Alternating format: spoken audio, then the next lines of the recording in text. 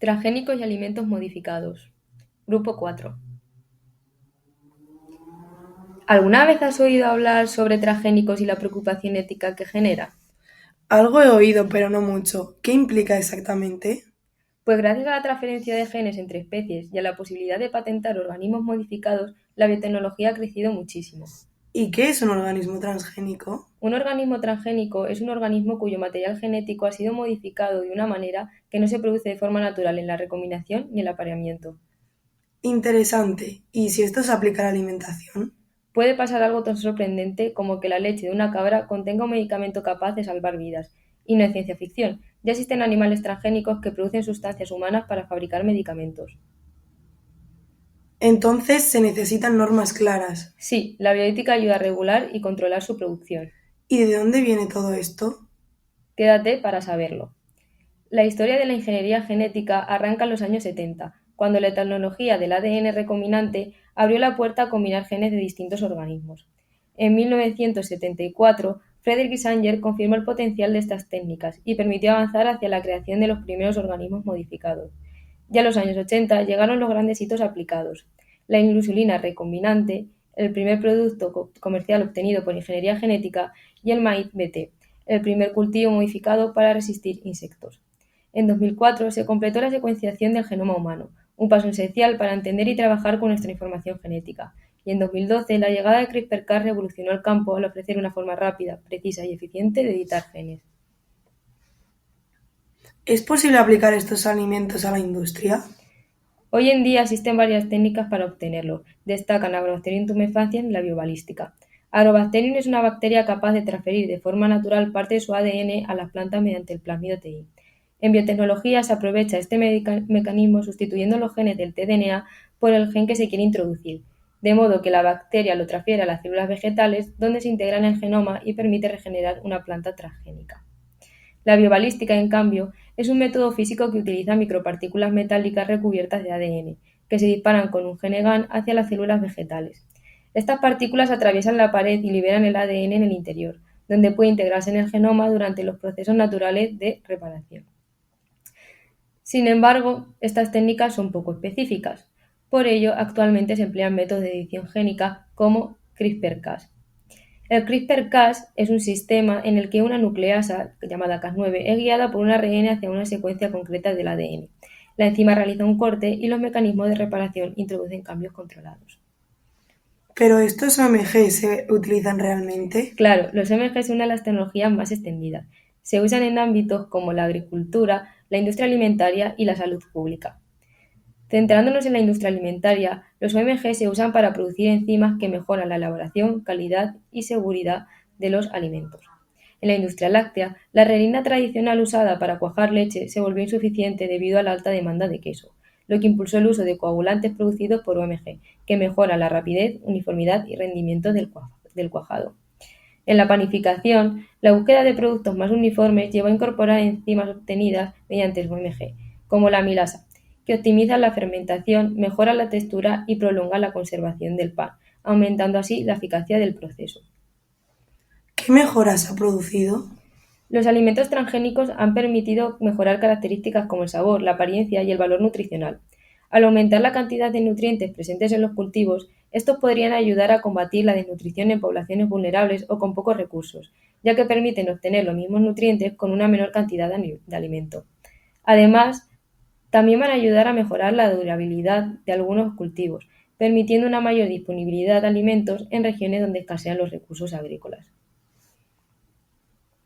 ¿Pero esta herramienta puede perjudicarnos? Aunque la modificación genética está diseñada para beneficiar a los cultivos, puede generar desequilibrios ecológicos. Vamos a verlo.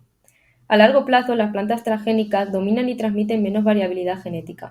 Un ejemplo es la colza transgénica, que puede hibridarse con su pariente silvestre, produciendo híbridos fértiles en la naturaleza. Otro riesgo ecológico es la aparición de supermalezas. Esto ocurre cuando una maleza adquiere resistencia por flujo génico o por exposición continua a herbicidas. Un caso conocido es Amaranthus palmeri, que en Estados Unidos desarrolló resistencia al glifosato tras repetidas aplicaciones, convirtiéndose en una amenaza agrícola. Los transgénicos no van a afectar solo a plantas, sino que también afectan a insectos no diana.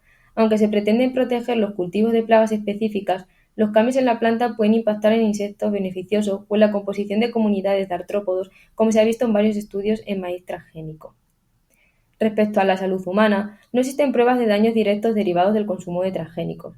Sin embargo, los comités científicos destacan la importancia de estudiar los efectos a largo plazo, ya que las interacciones entre los genes introducidos, el ambiente y la microbiota podrían producir efectos que solo se detecten tras periodos prolongados.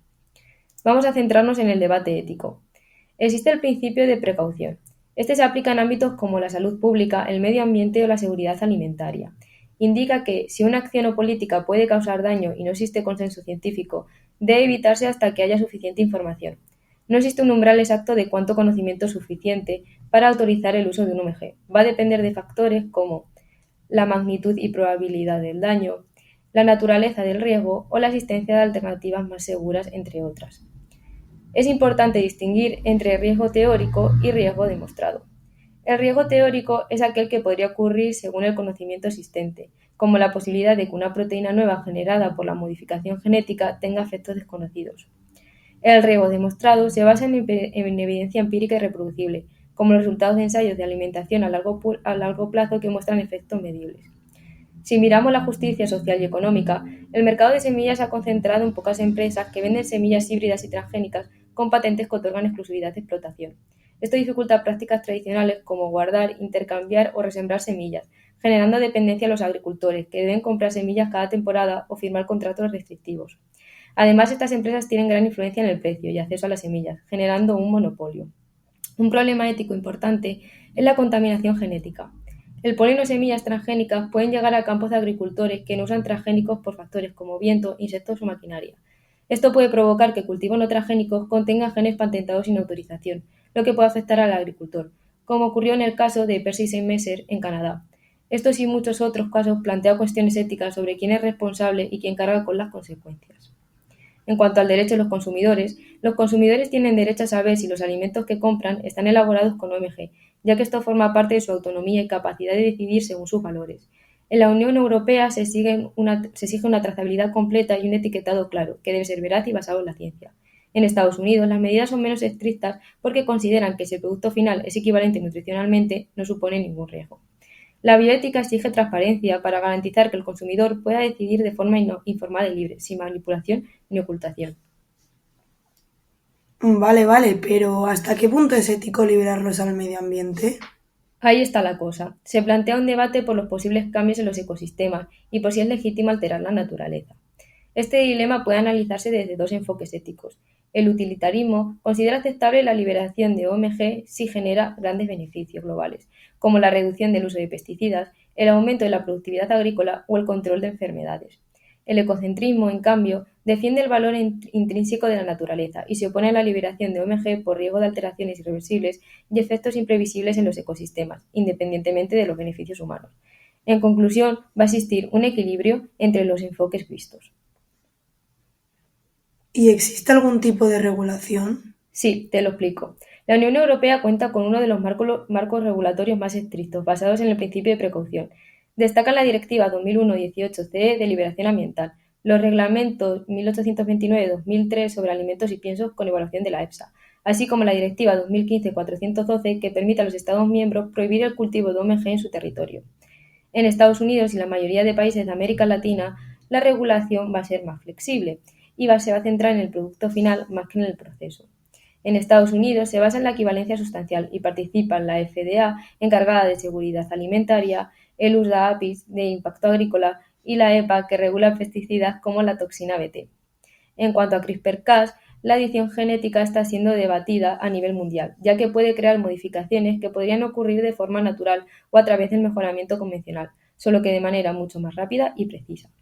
Los alimentos genéticamente modificados representan una poderosa herramienta biotecnológica con un doble filo.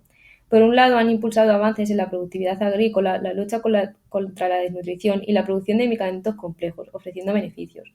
Por otro lado, la tecnología introduce riesgos ecológicos e incertidumbres científicas a largo plazo que exigen máximo cuidado. En el ámbito ético, el debate no se limita a la ciencia, sino que confronta principios fundamentales.